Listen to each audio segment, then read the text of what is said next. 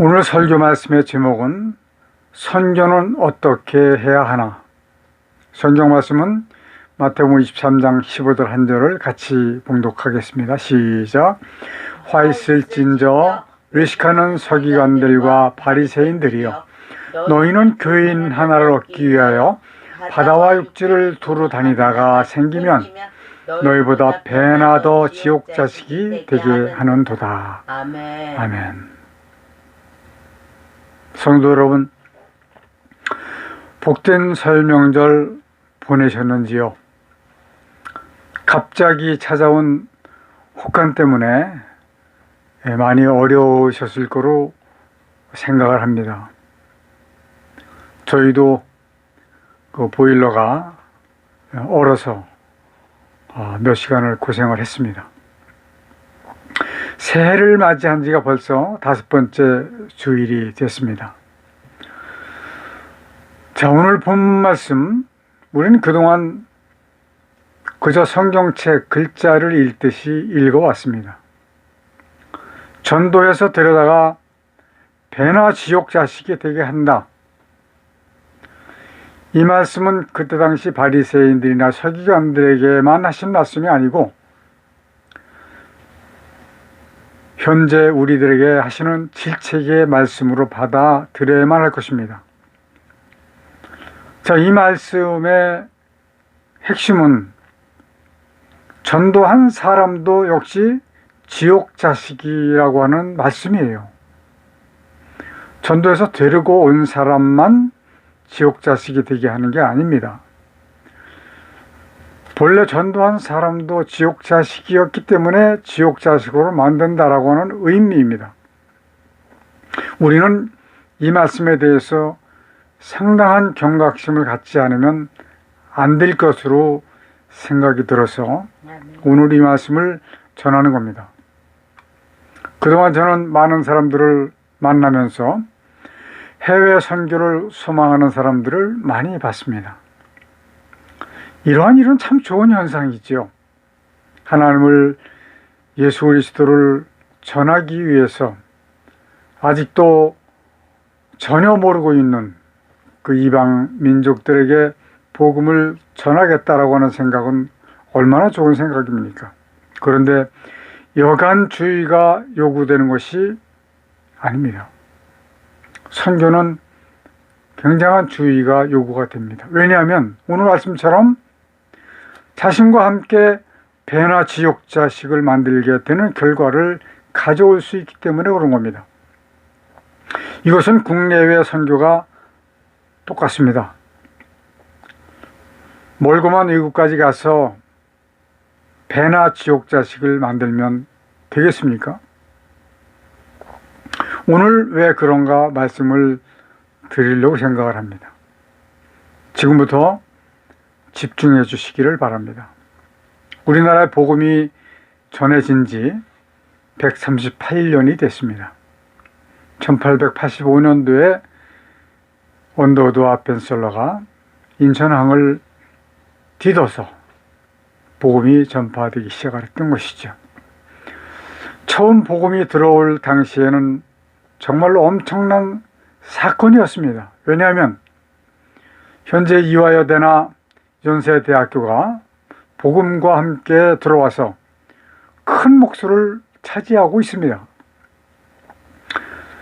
1885년 한국에 복음이 들어온 해에 죄종원이라고 하는 그 의료기관이 생겼고, 그것으로 출발한 세브란스 병원, 서울대 병원과 그리고 6.25 사변으로 인해서 부모와 터전을 잃어버린 어린 생명들을 보살펴준 홀트 아동복지는 지금도 역시 큰 역할을 감당하고 있습니다. 얼마나 감사한 일인지 알 수가 없어요. 그런데 오늘 제가 말씀을 드리고자 하는 것은 선교에 너무 아쉬운 것이 있습니다. 처음부터 우리는 믿기만 하면 된다라고 들어왔습니다. 이 말을 138년 동안 들어오고 있습니다. 정말 그런 줄 알았었습니다. 지금도라기보다는 어제 그저께 어떤 목사님의 설교를 들었는데 믿기만 하면 된다 라고 말씀을 하시는 거예요. 참으로 궁금한 것은요, 그렇게 많은 목사님들, 유명하시고 유능하신 목사님들, 그리고 신학자들이 왜 요한복음 3장 16절만 외치셨는가입니다. 3절과 5절이 더 중요한데 말입니다. 자, 오늘 16절과 3절, 5절을 비교를 하면서 말씀을 드리려고 합니다. 한번 잘 보시고 주의 깊게 생각을 해보시기를 바랍니다. 16절은 아마 모든 그리스도인들이 다 외울 수 있는 성경은 아마 이거 한 절일 거예요. 하나님이 세상을 이처럼 사랑하사 독생자를 주셨으니 이는 저를 믿는 자마다 멸망치 않고 영생을 얻게 하려 하심이니라. 제가 1980년대 중고등부를 맡고 있을 때 지금도 기억이 납니다. 이 말씀을 가지고 설교를 하는데, 하나님이 세상을 이처럼 사랑하사, 이처럼이라고 하는 것은 십자가에서 죽으심을 말씀하시는 거거든요. 죽기까지 사랑하셨다. 이 설교를 하면서 저는 눈물이 북받쳐가지고 참지를 못했어요. 우리 학생들과 함께 울었던 그런 기억이 납니다. 예수 그리스도를 믿는 자마다 사망의 자리에 있었는데 구원의 자리로 옮겨진다라고 하는 말씀이에요. 영생을 주셨다가 아닙니다. 우리는 영생을 주셨다라고 생각을 했었습니다. 이 말씀 정말로 잘 들으시고 이해를 하셔야 됩니다. 자, 그런데 3절과 5절 말씀은, 3절에서는 예수께서 대답하여 가라사대 진실로 진실로 내게 이르노니 사람이 거듭나지 아니하면 하나님 나라를 볼 수 없느니라. 5절은 하나님 나라에 들어갈 수 없다라고 말씀하셨어요. 자, 볼 수도 없고 들어갈 수도 없다. 이것은 사망의 자리에 있던 사람이 구원의 자리로 왔지만 이 자리에 왔다는 것은 예수 그리스도를 믿었다라고 하는 상황입니다. 그 후에 거듭나지 않으면 결코 구원을 받지 못한다로 아예 규정을 하신 것이다 라고 하는 말씀입니다. 이 말씀은 제가 한두 번 말씀을 전한 게 아니고요, 계속해서 말씀을 전하고 있습니다. 아마 이렇게 여러분들이 계속해서 같은 말씀을 듣다 보면 언젠가 라고 하는 그 깨우침이 있을 겁니다. 그래서 들었어도 읽었어도 계속해서 읽고 들어주시기를 바라는 겁니다. 예수께서 이 말씀을 세상 사람들에게 하신 말씀이 아니고 유대인의 관원이에요. 오늘날로 치면 구청 직원입니다. 그리고 이스라엘에 선생된 니고데모입니다. 이스라엘 민족들에게 하나님을 가르치는 사람이에요. 이미 니고데모는 하나님을 섬기고 가르치고 있는 사람이었다라고 하는 말씀입니다. 그러니까 하나님을 섬기지 않는 사람, 예수 그리스도를 믿지 않는 사람은 거듭남이라고 하는 것이 구원의 요소가 될 수가 없습니다. 통상적으로 우리가 간과하는 것이 있습니다. 이 말씀도 잘 들으셔야 돼요. 절대로 간과해서는 안 되는 것인데 말입니다. 이 세상의 권세를 마귀가 잡고 있다고 하는 사실입니다. 우리는 우리의 적 마귀가 우리의 눈앞에서 나를 노려보고 있는데 보고 있는지도 모르고 살아가고 있습니다. 이것이 현실입니다. 눈에 보이지 않기 때문에. 이건 마음으로 느껴야 됩니다. 지식으로 느껴야 됩니다. 말씀으로 느껴야 됩니다. 공중권세를 잡은 마귀가 얼마나 우리를 쓰러뜨리기가 쉽겠습니까? 눈먼 봉사와 씨름하는 것과 마찬가지죠. 오늘날의 교회 많은 부분 마귀에게 장악되고 있다라고 보여줄 수밖에 없습니다. 그것은 곧 풀어서 기록할 수 있는 상황이 아니기 때문에 인본주의와 세속주의를 통해서라고 써서 보내드렸습니다. 많은 부분은 마귀에게 장악을 당하고 있습니다. 이거 우리가 깨달아야 됩니다. 아멘. 무엇이 마귀가 획책하고 있는 것인지를 알아야 됩니다. 알기 위해서는 우리가 해야 될 분명한 것이 있습니다. 그래서 저는 다음 주에는 그거를 설교를 드리려고 그래요. 선교는 정말로 중요합니다. 선교가 아니고서는, 또 전도가 아니고서는 그리스도를 전할 수가 없습니다. 그런데 문제가 또 하나 있습니다. 성경 한 구절을 가지고도 목사님들의 이해와 견해가 거의 다릅니다. 그 다른 이유가 있습니다. 저는 참 마음이 아파요. 성경을 읽는 기준이 다르기 때문에 이해의 방향이 다른 겁니다. 너무나도 분명한 것은 모든 그리스도인들의 이 성경을 읽는 기준, 하나님의 말씀을 듣는 기준, 이것은 같아야만 된다라고 하는 말씀입니다. 이런 사실을 크게 본다면 신본주의냐 인본주의냐입니다. 이미 유럽은 인본주의, 세속주의, 자유주의로 인해서 몰락을 해버렸습니다. 그 뒤를 따라가고 있는 나라는 우리나라입니다. 아마 이대로만 간다면 얼마 가지 않아서 우리나라도 교회는 텅텅 비고 말 것입니다. 만일 사람이 자신의 신앙의 기준으로 성경을 본다면, 인본주의입니다. 하나님의 뜻에 기준을 두고 본다면 신본주의가 되는 겁니다. 그러므로 성경을 읽는 일, 설교를 하는 일, 전도를 하는 일, 하나님의 뜻에 맞춰서 해야만 되는 겁니다. 애초부터 사람의 기본적 신앙은 몸과 마음이 나약한 데서부터 출발한다라고 이야기합니다. 그럴 거예요. 천지를 창조하신 하나님께서 만물을 다스리는 자로 사람을 지으셨는데 그렇게 약하게 된 이유가 무엇이냐? 이것이 바로 아담의 불순종의 죄로 인해서 공중권세를 마귀가 빼앗아 갔기 때문에 그렇게 된 겁니다. 그러므로 인간은 고도로 약해질 수밖에 없었던 것이죠. 만약에 모든 만물을 다스리는 권세를 지금도 가지고 있다면 두려워할 게 없습니다. 사자도 사람 앞에 와서는 마치 어린 양과 같이 공손할 테니까 말이죠. 삶 자체가 어렵고 힘들고 누군가의 도움을 갈망할 수밖에 없는 상황이 되어버린 겁니다. 그런 이유로 종교가 발생을 했다고 어떤 전문가들은 말을 하고 있습니다. 맞는 말이에요.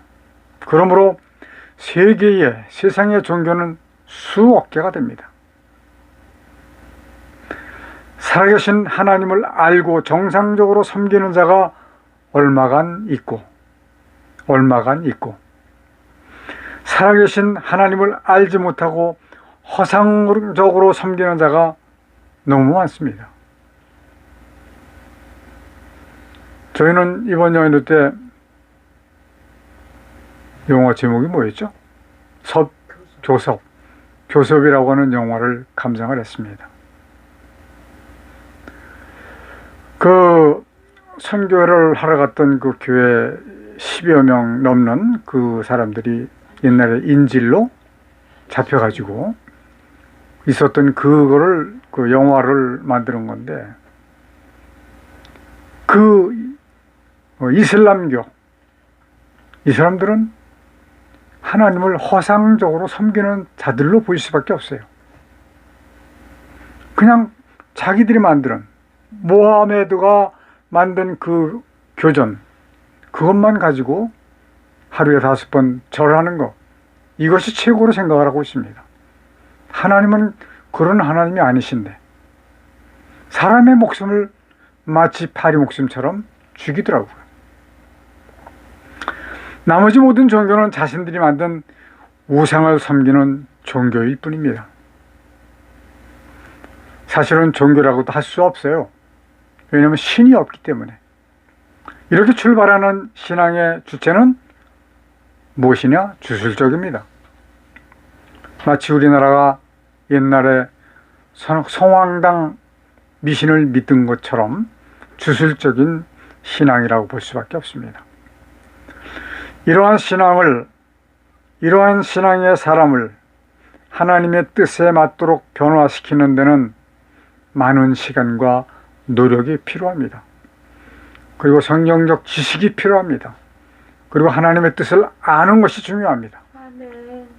전도에서 온 사람에게 하나님의 뜻을 누가 가르쳐야 할까요? 전도한 사람이나 그 교회 담임 목사님이 가르쳐서 알게 해야 됩니다. 그러니까 전도자가 먼저 알아야 가르칠 수가 있는 겁니다. 근데 알지 못합니다. 그러면 어떻게 알게 할 수 있을까요? 그러므로 인해서 배나 지옥 자식이 되게 하는 것이다 라고 마태복음에서 우리에게 질책을 하고 계신 겁니다.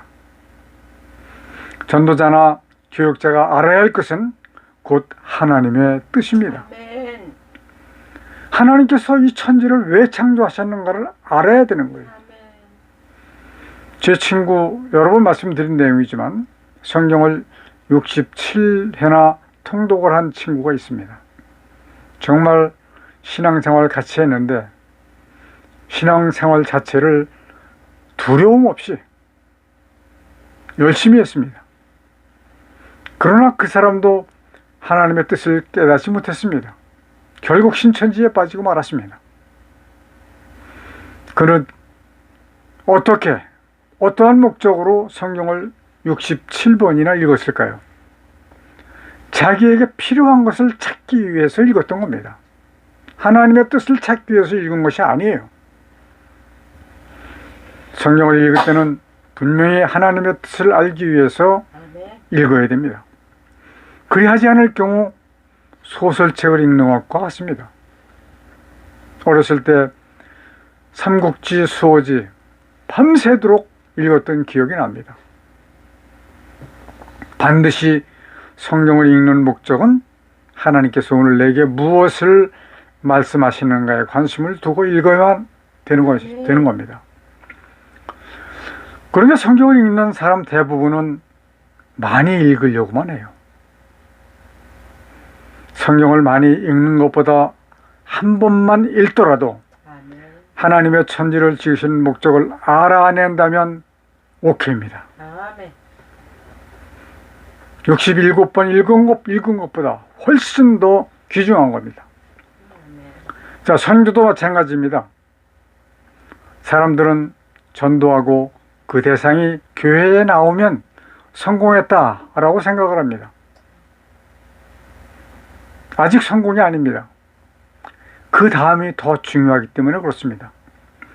무엇을? 하나님의 뜻을 알게 해야 되기 때문에 그렇습니다. 그러므로 세상 속에 있던 생각과 삶의 방향을 하나님의 뜻에 맞도록 하나님의 뜻을 이루시는 쪽으로 변화되게 해야 되는 것이 전도한 사람의 해야 할 책임입니다. 로마서 12장 2절의 말씀입니다. 사람은 세상을 살다가 때가 되면 세상을 떠날 수밖에 없습니다. 사람은 가장 먼저 해야 할 일이 세상에서 사는 목적을 세상을 떠날 준비를 해 놓고 살아가야 됩니다. 만일에 그때가 되면, 죽을 때가 되면 내일이라고 하는 단어는 없어집니다. 없습니다. 언제 죽을지 모르기 때문에 그렇습니다. 사람이 죽는 것 한순간이에요. 하나님께서 모든 사람이 하나님의 뜻을 알아서 거듭남으로 구원에 이르기를 원하시는 이유가 있습니다. 디모데전서 2장 4절. 그것은 하나님께서 필요하신 것이 구원받은 사람이기 때문에 그런 것입니다. 말씀으로 천지를 창조하신 분께서 무엇이 필요하시겠습니까?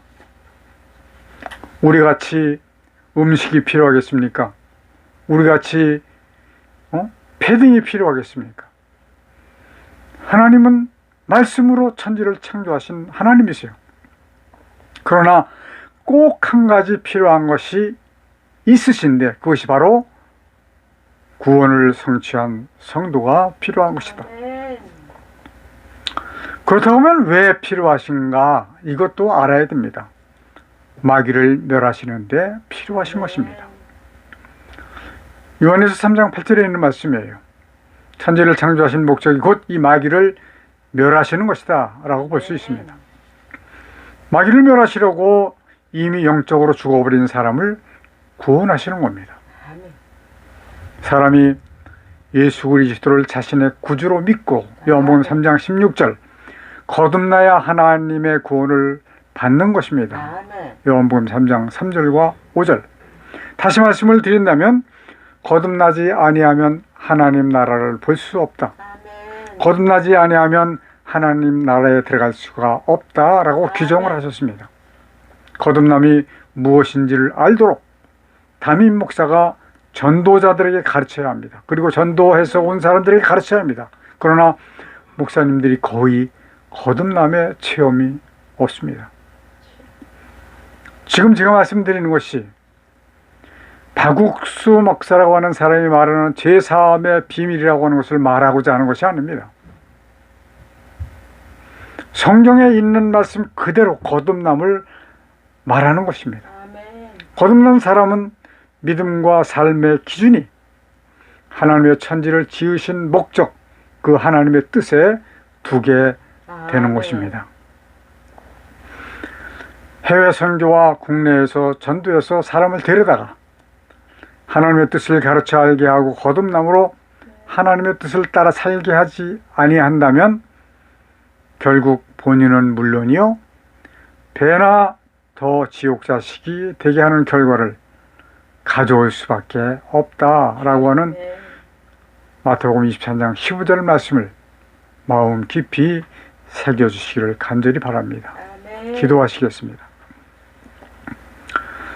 존귀와 영광 받으시기에 합당하신 하나님 아버지, 세상의 모든 그리스도인들이 하나님의 말씀을 통하여 거룩하신 하나님의 뜻을 깨달아 알아서 구원에 이르게 하여 주옵소서. 전도해서 사람을 데려다가 배나 더 지옥자식이 되게 하지 아니하고 많은 생명 구원케 하는 역사가 우리 성도들을 통해서 일어날 수 있도록 함께하여 주옵소서. 이것보다 더 중요한 일이 무엇이 있겠습니까? 한 생명이라도 하나님의 구원에 이르게 할 수 있도록 하나님, 우리가 먼저 깨달아 알고 거듭날 수 있도록 하나님 도와주옵소서. 예수님의 이름으로 기도드리옵나이다. 아멘. 마귀를 감금해 놓으셨던 이 땅에 하늘과 땅과 만물을 지으시고 그 가운데 하나님의 뜻을 이루시기 위해 인간을 도구로 쓰시는 하나님의 크신 은혜와 아담의 범죄로 사망 가운데 빠진 인간을 구원하시기 위해 대속 제물로 보내주신 독생자 예수 그리스도의 십자가에서 흘리신 보혈의 은혜와 마지막 심판을 위하여 구원받을 자를 더하시기 위해 복음을 전파하도록 우리와 함께 해주시도록 주께서 보내주신 성령님과 함께 하시는 은혜가 우리가 함께 예배하는 성도들에게 충만히 임하여 주시기를 간절히 축원하옵나이다. 아멘.